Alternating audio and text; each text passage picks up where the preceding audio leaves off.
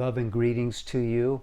The topic here is 3 steps to control anger outbursts in marriage. And this is not the ultimate, what I'm going to give you here, but it will help you. The ultimate is having an understanding. By the way, I'm Paul Friedman. I'm the founder of the Marriage Foundation. Been doing this for a very long time, nearly 23 years. Before this, I used to do divorce mediation, believe it or not. And I shifted when I dived deep and realized the potential of marriage and how marriages, almost all of them, can be completely turned around, no matter how desperate the situation is. So I encountered a lot of anger. I also encountered a lot of anger within myself. In the 90s, I had an anger problem, and I didn't completely recover from that. I couldn't get control over my own anger. And for years, I worked on it for years. And then when I started helping people, I came across a methodology. I say I came across it. It was a gift to me, I'll put it that way. And not only can you control your anger, but you can control all of your emotions and learn so much about what emotions really are. And so with anger, it's a very nasty thing. It's not you. It's a biologically induced method of self-preservation. You see, our biology drives so much of our lives, we don't even know it. It's very subtle. But each cell, being a living entity unto itself, is screaming at the mind, your mind, watch out, or you better fight this one. And this is what anger is. Anger is a reaction that shuts down, most importantly, love. It blocks it off because the body doesn't want anything to interfere with its protection. It's so primal. So recognizing that that's what that is, whether it's within ourself or whether it's our spouse, is important because it gives us the advantage of being able to mentally step back, even when it's within ourself. This is step 1. Step 1 is to step back. Don't run with the anger. If it's your anger, stop and give it a chance to cool down. Anger has a shelf life. It can't just keep going. If it's your spouse, step back and recognize that your wife or your husband is just out of control.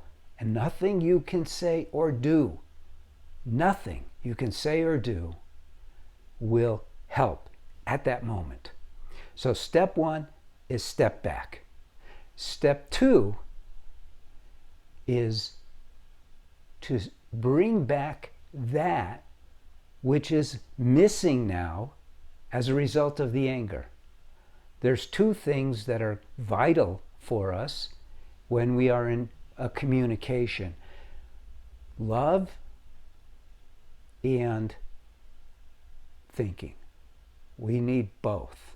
We need to be able to feel love. This is your spouse. This is your wife or your husband. You need to feel the love that you have for them, so you're not reacting. You're not going along with the mental reaction and not becoming yourself angry, or if it's your anger, not going along with the next steps of anger, which is oftentimes rationalizing it, explaining to yourself why it's legitimate. Anger is never legitimate. It's understandable. We can understand that outer conditions trigger the inner triggers that we have as a means of defense, but that doesn't mean we have free will. So it doesn't mean we have to go along with it. Number 3, and this is probably the most valuable step that I'm going to offer to you. And think about bring your consciousness back, and this is not religious, but this is true. Bring your consciousness back to God. Feel the presence of God, who is constantly forgiving us, constantly loving us, constantly urging us, inspiring us in the right direction. So tune in to God. Now, some of you may be atheists, not many, and you may resent this. Well, in that case, bring yourself back to awareness of your inner self, which is peace and love, because that is your true nature. So those are the 3 steps that I recommend. Now, at the Marriage Foundation, we have what you would call teachings of marriage. And we didn't look those up in an encyclopedia or online because they didn't exist when I discovered all of this.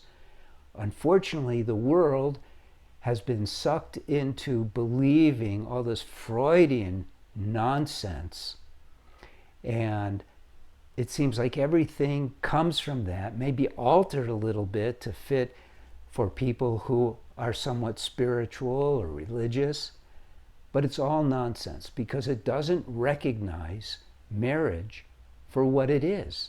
Marriage is an individual spiritual path that 2 soulmates take together. It's a spiritual path because love is undeniably spiritual. It's not material, can't be weighed, measured.